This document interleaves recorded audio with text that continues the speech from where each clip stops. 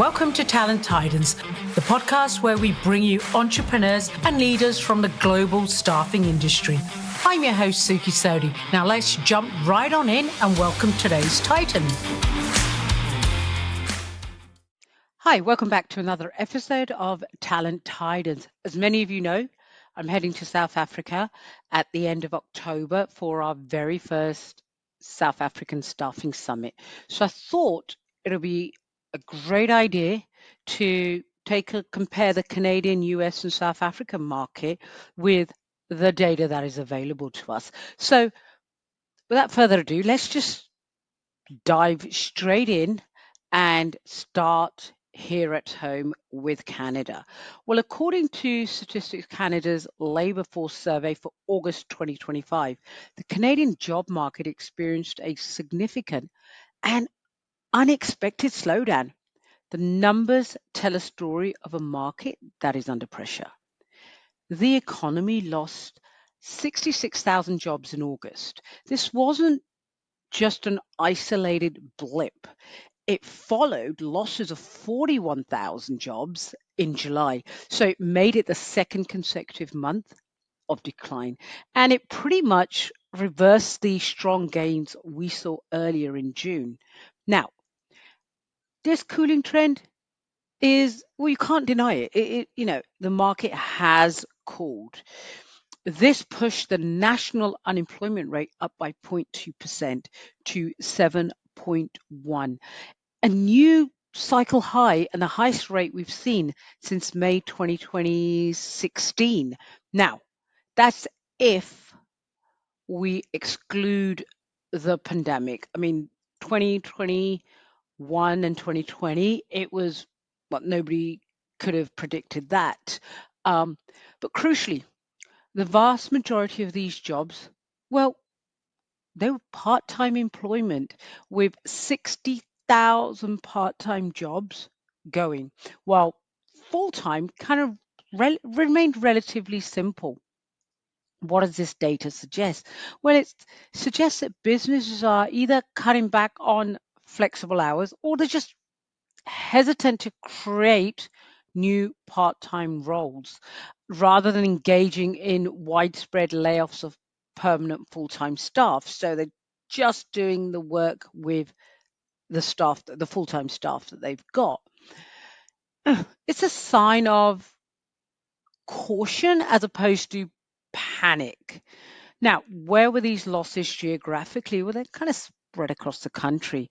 But what about the sectors that were hit hard? Professional services, scientific, and technical lost about 26,000 jobs, and then 23,000 were lost within the transportation and warehousing. Now, it's not all bad news.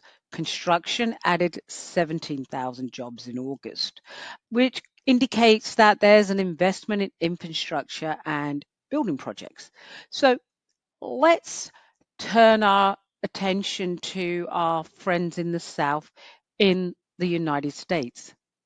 According to the US Bureau of Labor Statistics, their employment situation summary for August 2025, well, they also reported a considerable cooling and in some ways stalling of job growth.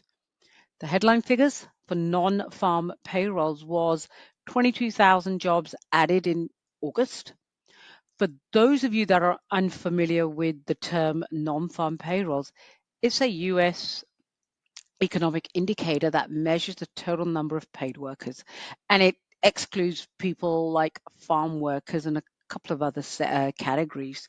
They do this to give a clearer picture of the wider economy. The number of jobs added fell far short of what economists expected, and it represents a slowdown from the robust job creation seen earlier in the year. Unemployment, well, that went up by 0.2% to 4.3%. It's highest in 4 years, underscoring the shift in the momentum. Now, if we look a little bit deeper, dive a little deeper, according to the household survey, it revealed a critical divergence. Full-time employment actually decreased by 357,000 jobs in August, yet part time went up by a staggering 600,000 jobs. Now, this is quite a profound shift, and it's a strong indicator of underemployment as people are settling for part time work out of necessity. Some sectors saw significant losses and goods producing, so manufacturing, mining combined, they kind of lost 25,000 jobs. Then, of course, the job losses within the federal government themselves. Now, almost half of these job growths that did occur came from a single resilient sector predominantly, and that's healthcare and social assistance. They added about 47,000 jobs. Now, let's go across the pond to South Africa.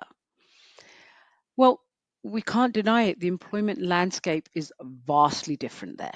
It's marked with persistent structural challenges. Now, when I was looking for data on this, I wanted August 2025 as I was able to get for Canada in the US, but that data wasn't available. So I've had to rely on their quarterly labor force survey from Statistics South Africa. Now, according to them, for the second quarter of 2025, as I said, it's the most recent data I could find, South Africa's unemployment rate increased to a staggering 33.2%, which is up 0.3% from the previous quarter.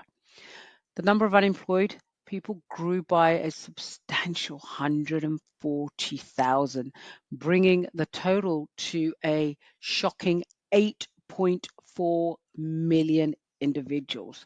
Now, I have heard of that number being a lot higher, but I wanted to find some official data, and this is all I could find. Now, the expanded unemployment rate that includes discouraged job seekers stood at an alarming 42.9%. There's no denying it. This number truly illustrates the depth of the challenge.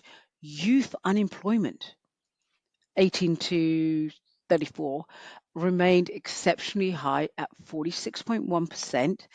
And for those aged 15 to 24, the rate was even higher, a scary 62.2%. This speaks to profound structural problems in integrating young people into the economy. Now, what about sectors? Trade sector showed the most resilience. They added about 88,000 jobs. However, as I said, there were significant job losses in key industries such as social services, agriculture. Now, let's pivot a moment.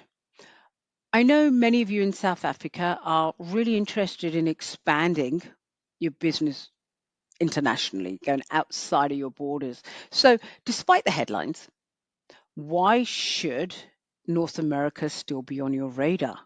Well, the truth of the matter is, whilst both Canada and the US are navigating a period of economic cooling, fundamental stress still make them an irresistible market for expansion.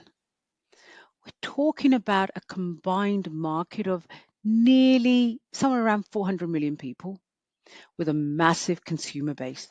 The US alone has a $25 trillion economy with an incredibly resistant consumer sector, even with slowing job growth.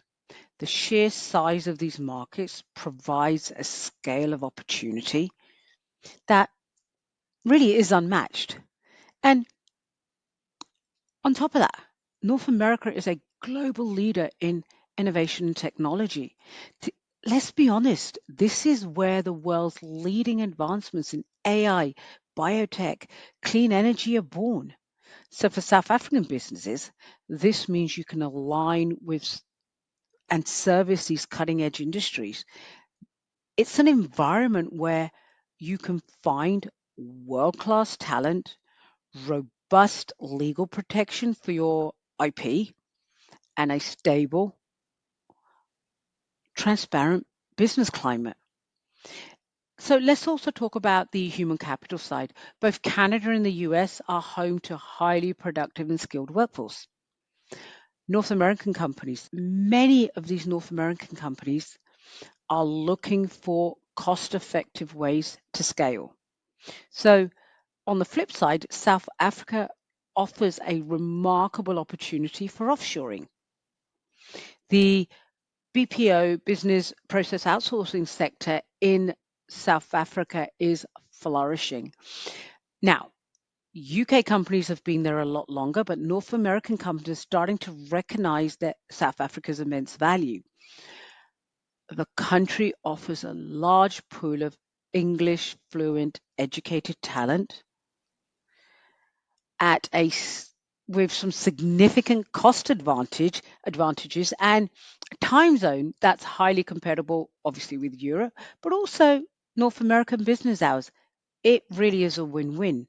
Your workforce gets valuable international experience, and North American companies get the talent they need at a competitive price. So now let's look at the comparison of the three markets. Let's start with unemployment rates. The most obvious striking difference is the sheer scale. South Africa's official rate of 33.2 is in a league of its own against Canada's 7.1 and 4.3 in the US. It pretty much confirms that whilst North America is dealing with a bit of a slowdown, South Africa is contending with deep-seated structural crisis. What about job creation? Well, both Canada and the US saw very limited job creation or net losses.